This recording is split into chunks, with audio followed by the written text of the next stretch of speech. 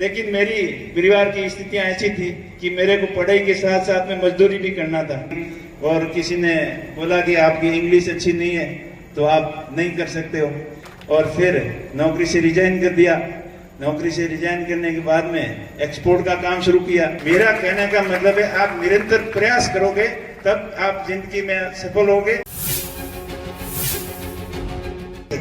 तो आप अपने मन के अंदर कभी ये भाव नहीं रखें कि मैं नहीं कर सकता। मुझे भी इस चीज का पश्चाताप है कि मैं जब 8वीं के अंदर गांव में पढ़ता था तो मेरी भी इच्छा थी कि मैं बाड़मेर की किसान हॉस्टल के में पढ़ूंगा, क्योंकि किसान हॉस्टल के बारे में सुनते थे।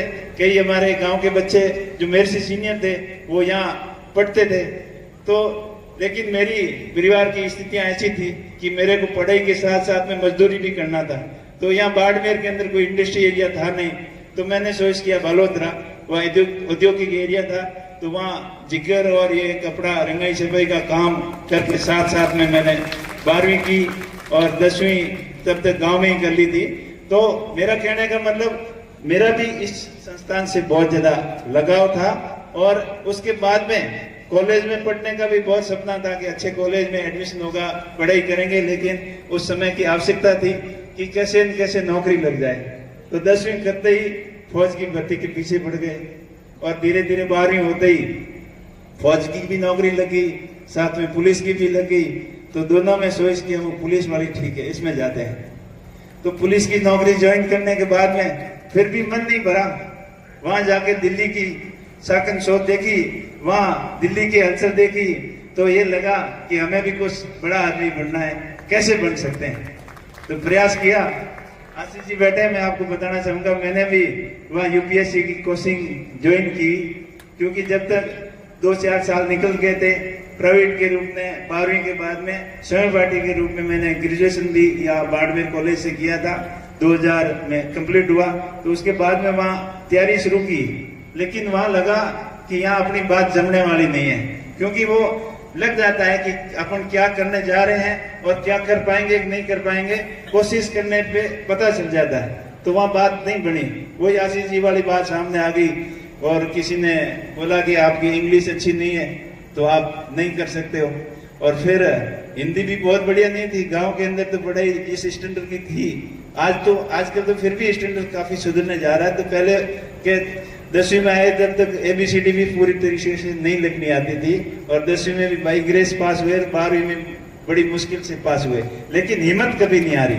तो वहाँ वो तो नहीं सपना साकार हो पाया कि मेरे को ऑफिसर्स बनना है, IPS बनना है, लेकिन उसके फिर दिमाग सेंस किया कि और कुछ कर सकते हैं, अपना बिजनेस के अंदर पार्टिसिपेट करके देखें, काम धंधा में अपना भाग्य आजमा सकते हैं। क्योंकि संतोष नहीं किया, नौकरी तो थी, लोग मुझे बोलते थे कि क्या करना यार, नौकरी लगी है, अपना मौज से रहते हैं, मस्ती से रहते हैं, लेकिन मेरा दिमाग कुछ अलग ही चल रहा था।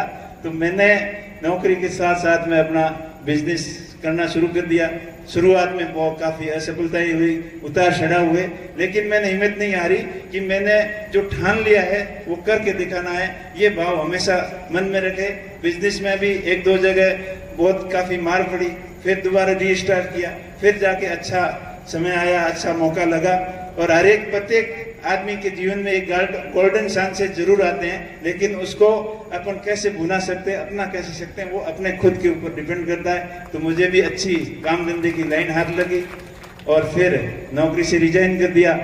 नौकरी से रिजाइन करने के बाद में एक्सपोर्ट का काम शुरू किया, और एक्सपोर्ट का काम करते करते फिर मन बदल गया कि गाँव वालों ने देखा ये काम तो अच्छा कर रहा है, पैसे भी हैं, इसको ले आते हैं गाँव में सरपंच बनाते हैं। तो उनकी बातों में आ गया, कुछ मेरी भी इच्छा थी कुछ नया करें, तो गांव वालों ने 2010 में सरपंच बना दिया। उसके बाद में फिर यहाँ भी मन नहीं लगा, सरपंच वाला काम देखा कि इधर जाना उधर जाना, ये करना वो करना। ये सुनाराम जी बैठे हैं कि किस तरीके से सरकारी दफ्तरों के चक्कर काटते हैं, काम होते हैं, क्या क्या पापड़ बेलने पड़ते हैं, उसमें भी मन नहीं लगा। फिर अपना दूसरे बिजनेस के अंदर ट्राई किया। ये आते आते 2017 तक, उसकी बाद की कहानी तो आपको सबको पता है, बताने की जरूरत नहीं है। मेरा कहने का मतलब है आप निरंतर प्रयास करोगे तब आप जिंदगी में सफल होगे, और कभी असफलता से हताश नहीं हुए। आप क्या ट्राई करते हो, असफलता होती है तो आप उससे हताश होकर बैठ जाते हो, अब मेरे से नहीं होगा, मेरे से नहीं होगा, ये भाव कभी आप बच्चों मन के अंदर नहीं रखना।